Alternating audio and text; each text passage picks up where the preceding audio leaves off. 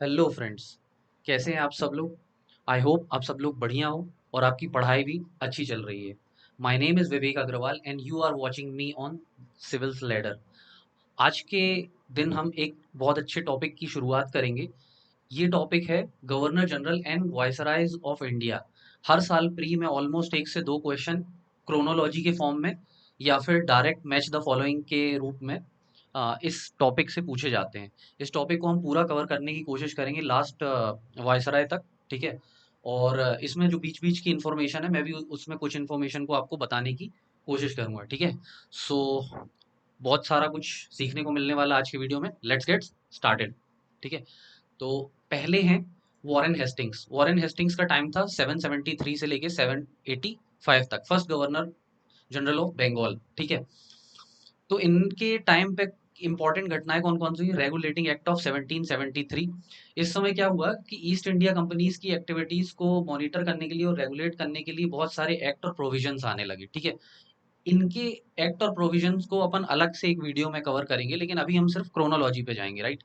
फिर उसके बाद आया एक्ट ऑफ 1781, जिसमें power of जूरिसडिक्शन between governor general in council and supreme court of Calcutta clearly divide की गई। फिर उसके बाद पिट्स इंडिया एक्ट 1784 का, ये भी इन्हीं के टाइम पे आया। रोहिल्ला वॉर 1774 की, जो कि रोहिल्लाज अफगान और नवाब अवध के बीच में हुई, जिसमें रोहिल्ला अफगान हार गए और नवाब अवध जीत गए, राइट। फिर उसके बाद फर्स्ट मराठा वॉर हुई 1775 से लेके 1782 में, और जो कंक्लूड हुई किसके रूप में, ट्रीटी ऑफ सालबाई की ट्रीटी। ठीक है। ये बहुत ही फेमस है। Second Mysore war. फिर इनके टाइम पे जो इनके रिलेशनशिप है, जो महाराजा ऑफ बनारस थे चैत सिंह, वो थोड़े स्ट्रेंड हो गए। उसके कारण इनका इम्पीचमेंट हो गया कहाँ पे, इंग्लैंड में। इन्हीं के टाइम पे एशियाटिक सोसाइटी ऑफ बंगाल की स्थापना 1784 में हुई, जो किसने की थी, विलियम जोन्स ने। अब उसके बाद नेक्स्ट आते हैं लॉर्ड कॉर्नवालिस। लॉर्ड कॉर्नवालिस का टाइम था 1786 से लेके 1793 तक। इनके टाइम की महत्वपूर्ण घटनाएं कौन कौन सी थी। पहला तो थर्ड मैसूर वॉर हुई, जिसमें कि क्या हुई, ट्रीटी ऑफ सेरिंगपट्टनम, जिसमें क्या हुई, मैसूर स्टेट जो है वीक होने लगा। ठीक है। और ब्रिटिश हैंडहोल्ड उसके ऊपर बहुत ज्यादा स्ट्रांग हो गया। कॉर्नवालिस कोड लेके आया, जिसमें जुडिशियल रिफॉर्म्स, ये इन्हीं को सिविल सर्विसेज के एक रिफॉर्मिस्ट के रूप में भी जाना जाता है, जो आज के फॉर्म में हम देख रहे हैं। ठीक है। परमानेंट सेटलमेंट बंगाल लेके आए। ठीक है। जमींदारी सिस्टम भी जिसको हम बोलते हैं, fixed land revenue for zamindars.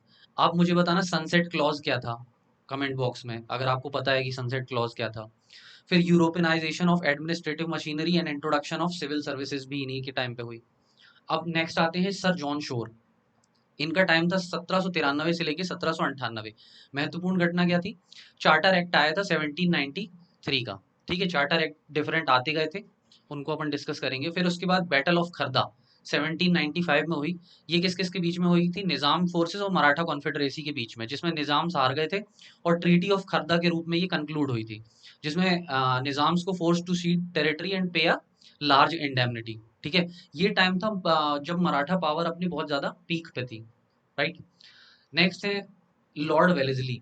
Lord Wellesley का टाइम कब से कब तक था, 1798 से लेके 1805 तक। इनकी सबसे इंपॉर्टेंट अगर मैं बात करूं तो सब्सिडरी अलायंस सिस्टम था, शायद इसको हिंदी में सहायक संधि व्यवस्था बोलते हैं। ठीक है। इसमें क्या करना पड़ता था कि मिलिट्री मेंटेन करनी पड़ती थी ब्रिटिशर्स की, और उसके बदले में वो क्या करते थे, प्रोटेक्शन प्रोवाइड करते थे। इसके बैकग्राउंड को आप नेपोलियन के राइज से भी रिलेट कर सकते हो, कि नेपोलियन का राइज हो रहा था, वहां पे पोर्ट सारे बंद कर रखे थे। ठीक है।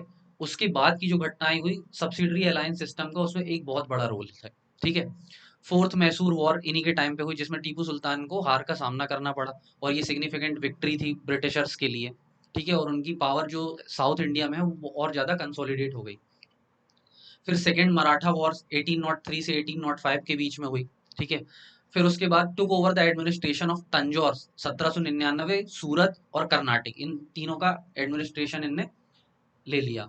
ट्रीटी ऑफ बसाइन कंक्लूड हुई 1802 में। ठीक है। ये भी इन्हीं के टाइम पे हुई। अब उसके बाद नेक्स्ट टू आते हैं जॉर्ज बार्लो, जो कि 1805 से 1807। हुआ क्या था इनके टाइम पे, वेल्लोर म्यूटिनी। वेल्लोर म्यूटिनी आप लोगों को पता ही है क्या था, कि एक मिलिट्री रेगुलेशन से लेके आ गए थे ब्रिटिशर्स। उसके अकॉर्डिंग क्या करना था कि जो रिलीजियस मार्कर्स हैं, जैसे कि माथे पे तिलक लगाना, या फिर दाढ़ी रखना, इन चीज़ों को बैन कर दिया गया। और आपको पता है कि रिलीजियस सेंटिमेंट्स इससे हर्ट होते हैं, तो ये म्यूटिनी हुई थी। फिर लॉर्ड मिंटो 1807 से 1813, इनके इनके टाइम का महत्वपूर्ण घटना क्या है? ट्रीटी ऑफ अमृतसर हुई थी किनके साथ? श्री रंजीत सिंह जी के साथ, ठीक है।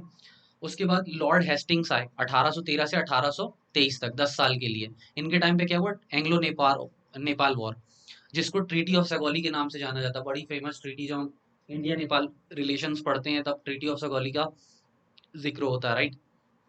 फिर third Maratha war, dissolution of Maratha confederacy. Maratha confederacy में कौन कौन आते थे? इंदौर, ग्वालियर, नागपुर, ठीक है, पुणे, बड़ौदा, ठीक है।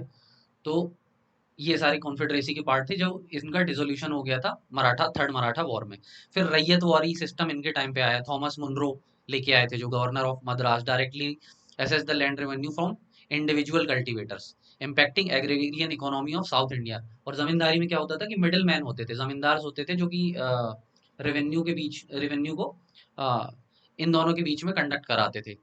किनके बीच में? टेनेंट के बीच में और जिसकी जमीन है, ठीक है। फिर स्ट्राइफ विद पिंडारीज 1817 से 1818, ये भी इन्हीं के टाइम पे हुआ। और ट्रीटी विद सिंधियाज भी 1817 में इन्हीं के टाइम पे हुई।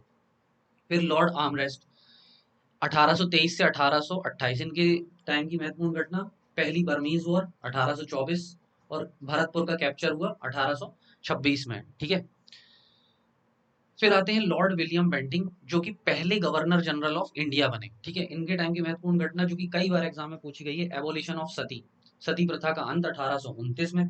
उसके बाद सप्रेशन ऑफ ठगी 1830 में। चार्टर एक्ट आया 1833 में, जिसमें कि ईस्ट इंडिया कंपनी की मोनोपोली ऑन ट्रेड खत्म कर दी गई, और establish governor general as the supreme head of government, right. Resolution 1835 आया, जिसमें use of English as the official language को प्रमोट किया गया। अच्छा, दो तीन चीज और इनके टाइम पे बहुत हुई इंपॉर्टेंट। एनेक्सेशन ऑफ मैसूर 1831 में, कुर्ग 1834 में, और सेंट्रल चाचार का 1834 में ही। फिर treaty of perpetual friendship with Ranjit Singh, abolition of provincial court of appeal and circuit setup by Cornwallis, appointment of commission of revenue and circuit, ये भी इन्हीं के टाइम पे, ठीक है। अब लॉर्ड मेटकैफ 1835 से 1836 न्यू प्रेस लॉ लेके आए, जिसमें रिमूव किया हमने restriction on press in India. इनको कई बार बोला जाता है लिबरेटर ऑफ इंडियन प्रेस, ठीक है। फिर नेक्स्ट है लॉर्ड ऑकलैंड 1836 से 1842, ठीक है, 6 साल के लिए। पहली अफगान वॉर हुई इनके टाइम पे, ये बहुत इंपॉर्टेंट घटना है, इसको आप याद रखना। और डेथ ऑफ रंजीत सिंह 1839 में। इसके बाद से क्या हुआ, जो सिख एम्पायर था वो वीक होने लगा, और ब्रिटिश हैंड होल्ड उनके ऊपर बढ़ने लगा, और आगे जाके एंग्लो सिख वॉर्स होने लगे, ठीक है, जिसको हम आगे देखेंगे। लॉर्ड एलन बोरो 1842 से 1844, इनके टाइम पे एनेक्सेशन ऑफ सिंध हुआ, और वॉर विद ग्वालियर। ये टाइम ऐसा पीरियड था 1830 से 1856 और 1860 तक का, जब बहुत सारे स्टेट को एनेक्ट कर लिया किसने? ब्रिटिशर्स ने। इसके बाद नेक्स्ट आते हैं लॉर्ड हार्डिंग 1844 से 1848, फर्स्ट एंग्लो सिख वॉर हुई, जो कि मैंने अभी ऊपर बताया 1839 के बाद। 1845 से 1846, ठीक है। इसमें क्या ट्रीटी ऑफ लाहौर साइन हुई। फिर social reform including female infanticide और ह्यूमन सेक्रीफाइस भी इन्हीं के टाइम पे आया। अब एक बहुत important governor general of India Lord Dalhousie, इनके टाइम पे मोस्ट सिग्निफिकेंट इवेंट्स हुए, जैसे कि एनेक्सेशन ऑफ पंजाब 1849 में, एनेक्सेशन ऑफ लोअर बर्मा 1852 में, ठीक है। डॉक्ट्राइन ऑफ लैप्स, हड़प नीति जिसको हम बोलते हैं, ठीक है, उसके अंदर डिफरेंट स्टेट्स को हड़पा गया, ठीक है। और ये क्रोनोलॉजिकल ऑर्डर में जमाने के लिए भी आ जाता है। उनमें कौन कौन से स्टेट्स थे? सतारा, जैतपुर, संबलपुर, उदयपुर, झांसी, नागपुर और अवध। ये क्रोनोलॉजिकल ऑर्डर में नहीं है, ठीक है, पहले बता रहा हूं मैं आपको। फिर उसके बाद रेलवे का डेवलपमेंट हुआ 18 डलहौजी के टाइम पे, ठीक है। वुड्स डिस्पैच आया, जिसको एजुकेशन रिफॉर्म्स में हम पढ़ते हैं, Magna carta of English education बोलते हैं, ठीक है। एग्नो एंग्लो वर्नाकुलर स्कूल्स की स्थापना हुई। फिर रेलवे मिनट आया 1853 का। एक फर्स्ट रेलवे लाइन स्टैब्लिश की गई बॉम्बे टू ठाणे के बीच में 1853 में। आप डेट बताना कि डेट कब थी। टेलीग्राफ लाइन्स स्टैब्लिश हुई। गंगा केनाल ओपन हो गई 1854 में। फिर सेपरेट पब्लिक वर्क डिपार्टमेंट लाया गया, ठीक है। विडो रिमैरिज लेके आया गया, जिसको हम बोलते हैं विधवा पुनर्विवाह, ठीक है, 1856 में। और हमारे रिफॉर्मर एक थे, काफी इसके क्रूसेडर जिनको हम ईश्वर चंद्र विद्यासागर जी के नाम से जानते हैं, राइट। फिर लॉर्ड कैनिंग के बारे में आप याद रखना कि ये last governor general of India और फर्स्ट वायसराय ऑफ इंडिया थे, ठीक है। अब ब्रिटिश इंडिया, राइट। 1856 से 1862 का इनका टाइम था। Transfer of control to the crown, इनमें इनने जो ब्रिटिश ईस्ट इंडिया कंपनी का जो कंट्रोल था वो ईस्ट इंडिया कंपनी से क्राउन को ट्रांसफर कर दिया, और क्राउन ने बोला कि अब जो ये एनेक्सेशन और ये सारी चीजें हैं ये सब बंद होंगी, ठीक है। इन्हीं के टाइम पे क्या हुआ, रिवोल्ट ऑफ 1857 हुआ, ठीक है। कहाँ से स्टार्ट हुआ आप मुझे कमेंट बॉक्स में बताना, ठीक है। स्टैब्लिशमेंट ऑफ 3 यूनिवर्सिटी कहाँ कहाँ पे स्टैब्लिश हुई, कलकत्ता, मद्रास और बॉम्बे में। कब हुई, 1857 में। इंडियन काउंसिल एक्ट लेके आ गया 1861 में, ठीक है, जिसमें लिमिटेड इंडियन रिप्रेजेंटेशन को इंट्रोड्यूस हुआ। व्हाइट म्यूटनी इन्हीं के टाइम पे हुई 1859 में। अब नेक्स्ट आते हैं लॉर्ड एल्गिन, ठीक है, जो अगले वायसराय हैं। 1862 से लेके 1863 का कार्यकाल था, इनके टाइम की महत्वपूर्ण घटना हुई है वहाबी मूवमेंट। फिर नेक्स्ट है जॉन लॉरेंस, इनके टाइम पे हुई Bhutan war 1865। Setting up of high court at Calcutta, Bombay और मद्रास, 3 हाई कोर्ट की स्थापना हुई कलकत्ता, बम्बई और मद्रास में 1865 में, ठीक है। इसके बाद आते हैं लॉर्ड मायो। लॉर्ड मायो के टाइम पे क्या बनाया गया, Rajkot college in Kathiawar, Mayo college at Ajmer, statistical survey of India, department of agriculture and commerce. और इन्हीं के टाइम पे फर्स्ट सेंसस कंडक्ट कराई गई, ठीक है, 1872 में, ठीक है, जो कि रेगुलर नहीं थी, लेकिन टिपिकल अगर आप फैक्चुअल डेटा के हिसाब से जाओगे तो 1872, ठीक है। फिर उसके बाद आए कौन, लॉर्ड नॉर्थबुक, इनके टाइम पे कौन हुआ, प्रिंस ऑफ वेल्स की विजिट हुई 1875 में।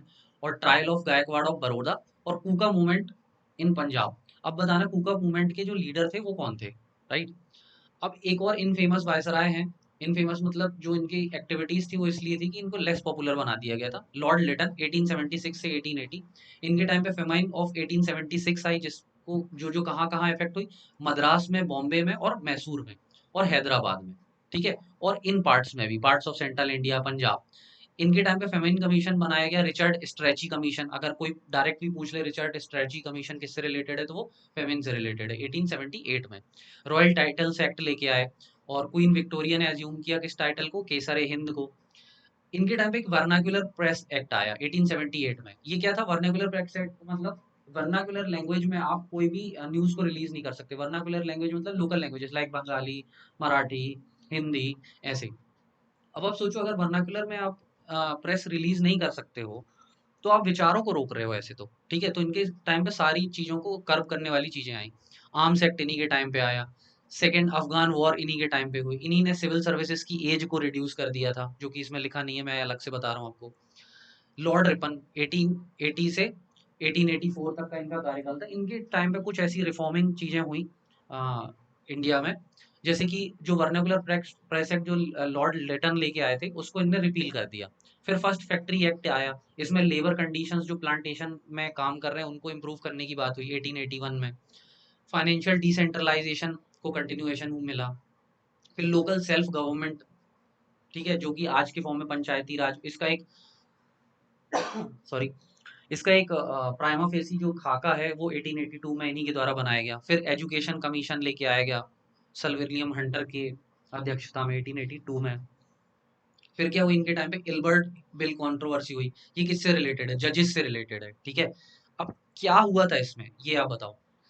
रेंडिशन ऑफ मैसूर इनके टाइम पे हुआ।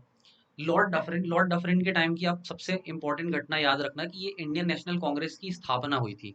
कब हुई थी, 1885 में हुई थी, ठीक है। इसको क्या बोला गया था, प्रेशर वॉल्व थ्योरी बोला गया था, कि जो डिसकंटेंट जो बिल्डअप हो रहा है मासेस के बीच में, उसको रिलीज करने के लिए इसकी स्थापना हुई है।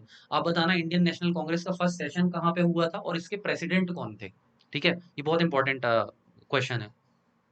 नेक्स्ट है लॉर्ड लेंसडॉन, 1888 से 1894 का इनका कार्यकाल था। फैक्ट्री एक्ट 1891 आया, जो कि कंटिन्यूएशन था रिपन के टाइम का।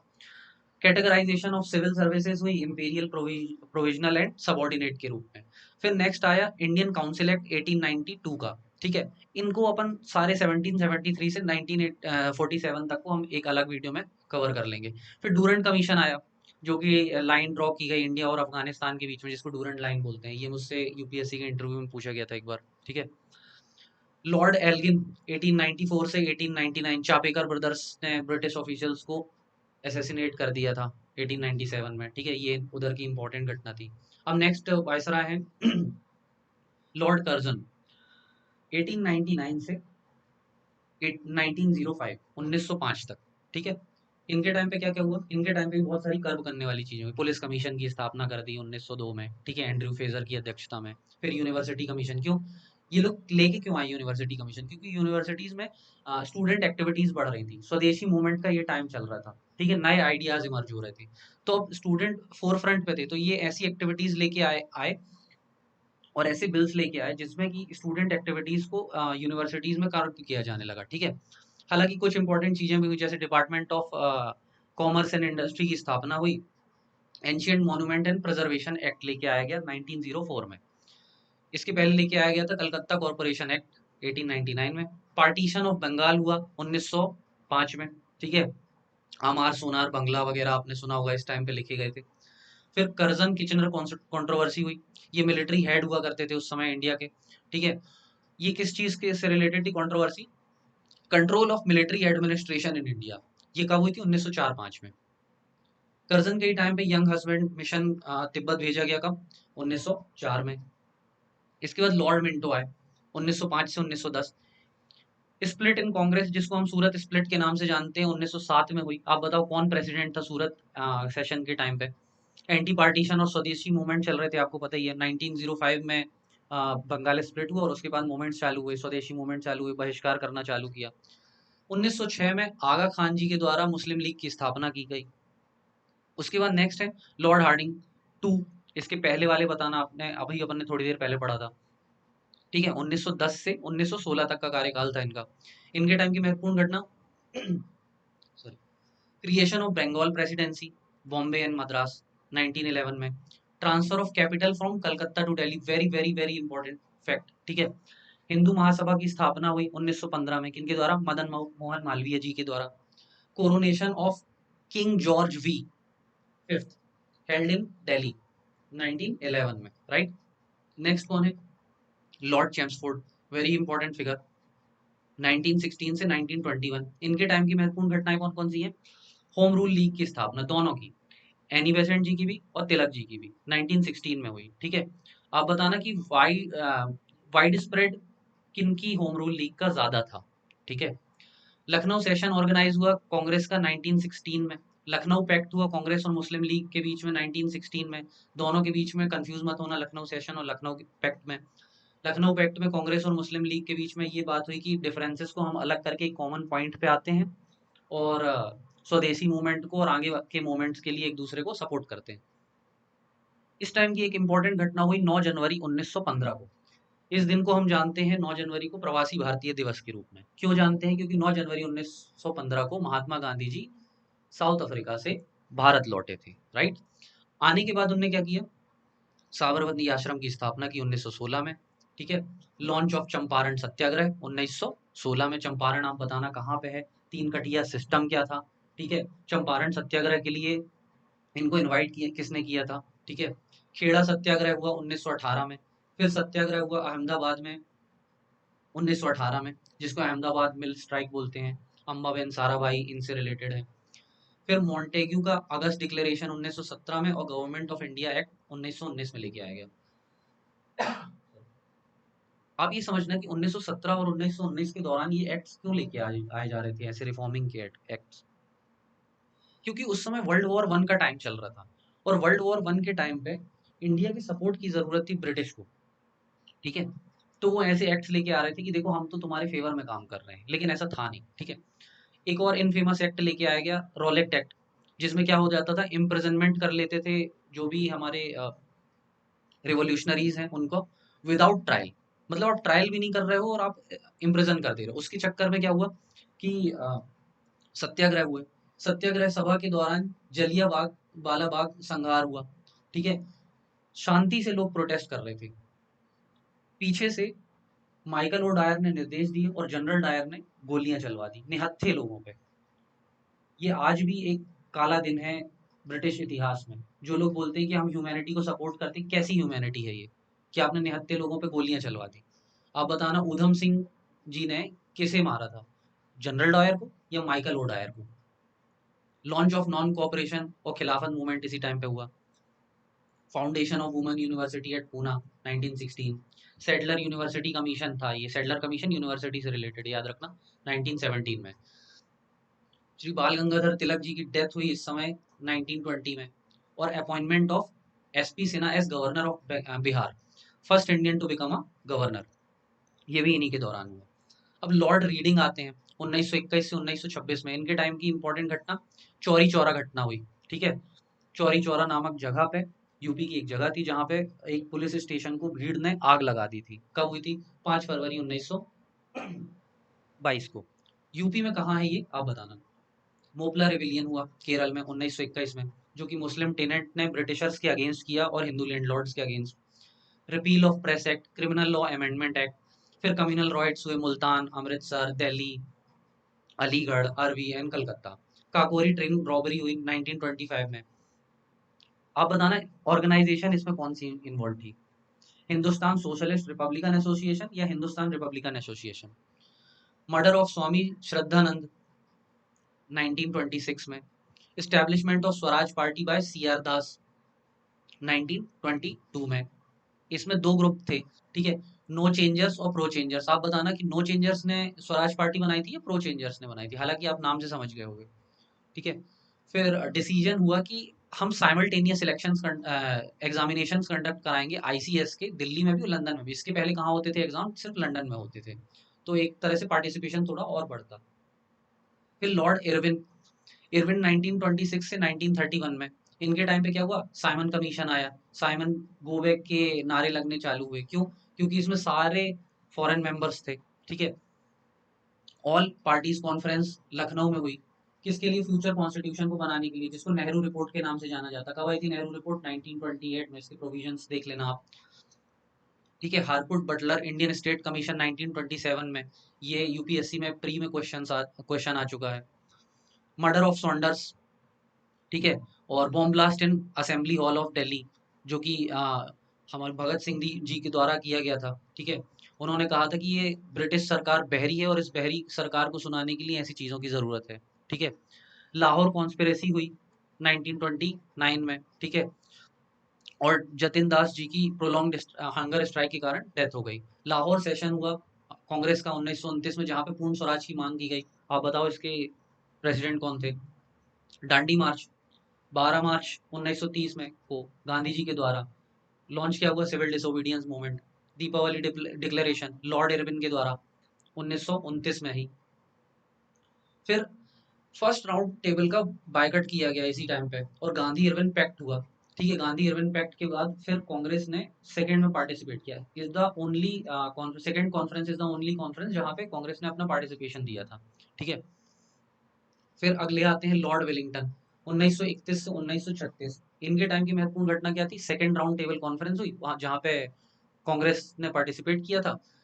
कम्युनल अवार्ड 1932 में डिक्लेयर किया गया। किसने किया था? रैमसे मैकडोनल्ड ने। ठीक है, इसके कारण गांधी जी ने क्या स्टार्ट किया? Fast unto death. ठीक है, कहाँ पे? येरवड़ा प्रिजन में। थर्ड राउंड टेबल कॉन्फ्रेंस हुई उसके बाद। ठीक है, launch of civil disobedience movement 1933। Government of India act, very very very important act, government of India act, जो आज का कॉन्स्टिट्यूशन आप देख रहे हो या 1947 का document, most of the things are taken from 1935 act only, right. इसके बाद establishment of all India Kisan Sabha by Sahajanand Saraswati ji. Congress socialist party CSP, इसकी स्थापना किसने की? आचार्य नरेंद्र देव जी ने और जयप्रकाश नारायण जी ने। कब? 1934। बर्मा सेपरेट हो गया 1935 में, किससे? इंडिया से। इसके बाद लॉर्ड लिलिंथगो 1936 1944। इनके टाइम पे फर्स्ट जनरल इलेक्शन हुए 1936 1937 में, और कांग्रेस ने एब्सोल्यूट मेजोरिटी गेन की। कांग्रेस मिनिस्ट्रीज ने इसके बाद रिजाइन कर दिया 1939 में। आउटब्रेक हो गया सेकेंड वर्ल्ड वॉर का। क्यों? क्योंकि इंडियन गवर्नमेंट से पूछे बिना ही ब्रिटिश गवर्नमेंट ने इंडियन का पार्टिसिपेशन इंश्योर कर दिया किसमें? वर्ल्ड वॉर टू में। अरे ये कैसे हो सकता? कंसेंट तो ले लो। सुभाष चंद्र बोस इलेक्टेड हुए प्रेसिडेंट ऑफ कांग्रेस 1938 में, इन्हीं के टाइम पे, लॉर्ड लिलिंथगो के टाइम पे। सेशन का नाम क्या था? हरिपुरा सेशन। इसके बाद 1939 में त्रिपुरी में अगेन इलेक्ट हुए सुभाष चंद्र बोस जी। ठीक है, उसके बाद उन्होंने रेजिग्नेशन दिया और फॉरवर्ड ब्लॉक की स्थापना की 1939 में। लाहौर रेजोल्यूशन आया 1940 में, मुस्लिम लीग ने डिमांड की कि हमें सेपरेट स्टेट चाहिए, ठीक है। फिर अगस्त ऑफर 1940 में, और हर बार ये लोग डोमिनियन स्टेटस देते थे। फुल गवर्नमेंट या पूर्ण स्वराज इनने कभी भी नहीं दिया ब्रिटिश गवर्नमेंट ने, अंटिल 1946 और 47 के टाइम पे तक, ठीक है। ये चाहते थे कि वर्ल्ड वॉर टू में सिर्फ इंडियंस का पार्टिसिपेशन इंश्योर हो जाए। इसके बाद विंस्टन चर्चिल इलेक्ट हो गए प्राइम मिनिस्टर ऑफ इंग्लैंड 1940 में। सुभाष चंद्र बोस एस्केप किया है इन्होंने कहाँ पे, इंडिया से, और इंडियन नेशनल आर्मी की स्थापना की कैप्टन मोहन सिंह के साथ मिलके, ठीक है। कहाँ पे की, और इनकी रेजिमेंट्स कौन कौन सी थी, लाइक लक्ष्मीबाई रेजिमेंट, और आप रेजिमेंट्स के नाम बताओ। Sorry. Cripps mission, Cripps mission कब आया, 1942 में आया, ठीक है। Setting up of constituent assembly और रिजेक्शन बाय द कांग्रेस, इसको गांधी जी ने क्या बोला, post dated cheque on crumbling bank. Crumbling bank कौन था, ब्रिटिशर्स। और ये पोस्ट डेटेड चेक मतलब ये पुराना ऐसा चेक है जो तुम डिमांड सारी वही की वही भेज रहे हो, बस तुमने उसको नए फॉर्म में प्रेजेंट कर दिया, राइट। क्विट इंडिया रिजोल्यूशन लिया गया ग्वालियर टैंक मुंबई में 1942 में। आप बताना स्टार्ट कब हुआ, 8 अगस्त या 9 अगस्त, right. Divide and quit slogan आया कराची सेशन में, किसके द्वारा, मुस्लिम लीग के द्वारा। अब लास्ट के दो बचे हैं, लॉर्ड वेवल 1944 से 1947, इनके टाइम पे कुछ कुछ इंपॉर्टेंट घटनाएं, जैसे सीआर फॉर्मूला, चक्रवर्ती राजगोपालाचारी फॉर्मूला 1944 की फ्यूचर गवर्नमेंट का स्टेटस कैसा होगा। Failure of Gandhi Jinnah talk 1944, Wavell plan आया 1945 में, शिमला कॉन्फ्रेंस 1942 में, end of second world war 1945 में, ठीक है। कैबिनेट मिशन 1946 में इन्हीं के टाइम पे आया। आप बताना कैबिनेट मिशन के मेंबर्स कौन कौन थे। Observation of direct action day bye Muslim league. फिर इंटरिम गवर्नमेंट हेल्ड हुई 1946 में, प्रेसिडेंट कौन था, वो पोर्टफोलियोज आप इनको देख लेना। राइट्स हुए उसी टाइम पे कलकत्ता में। फिर announcement of end of British rule in India by Clement Attlee, वो कौन थे, प्राइम मिनिस्टर ऑफ इंग्लैंड, ठीक है। कब हुआ, 1947 20 फरवरी। अब लास्ट है लॉर्ड माउंटबेटन, 1947 से 1948 का इनका कार्यकाल था। जून थर्ड प्लान इनका इनके टाइम का इंपॉर्टेंट है, जिसको डिकी बर्ड प्लान भी बोलते हैं। ये किससे रिलेटेड था, इंडिया को पावर ट्रांसफर करना है 1948 से पहले, ठीक है। जो कि हो गई थी कब तक, 14 की रात को और 15 तक, जिसको हम मनाते हैं 15 अगस्त को Indian independence day. Introduction of Indian independence bill आया हाउस ऑफ कॉमन्स में, और अपॉइंटमेंट किया गया दो बाउंड्री कमीशन का। किसकी अध्यक्षता में, Sir Cyril Radcliffe. Partition of Bengal और पंजाब, तो उस समय क्या बनाया था इनने, ईस्ट पंजाब और वेस्ट पंजाब, और ईस्ट बंगाल और वेस्ट बंगाल, ऐसा बनाया था उसने। और फाइनली ये क्या बना कि पाकिस्तान को ये वाला हिस्सा दिया गया वेस्टर्न साइड में, वेस्ट पंजाब का हिस्सा, और ईस्ट पाकिस्तान बनाया गया बांग्लादेश वाले हिस्से को, जो कि 1971 में बांग्लादेश लिबरेशन वॉर में वो भी आजाद हो गया। तो ये थी दोस्तों क्रोनोलॉजी पूरी 1773 से लेकर 1948 तक की। इसमें अपन ने महत्वपूर्ण घटनाओं को डिस्कस किया कि हुई क्या थी, किन गवर्नर जनरल के टाइम पे हुई थी, और थोड़ा थोड़ा सा उनका ब्रीफ में डिस्कशन। ये क्रोनोलॉजी आपको याद करने में आसानी होगी अब, और इनसे आप क्वेश्चंस को एलिमिनेट कर सकते हो। तो ये मेरी एक छोटी सी कोशिश थी आपको ये चीज़ें एक्सप्लेन करने की। आप बताना कि ये वीडियो कैसा लगा आपको, और आज के लिए फिलहाल इतना ही।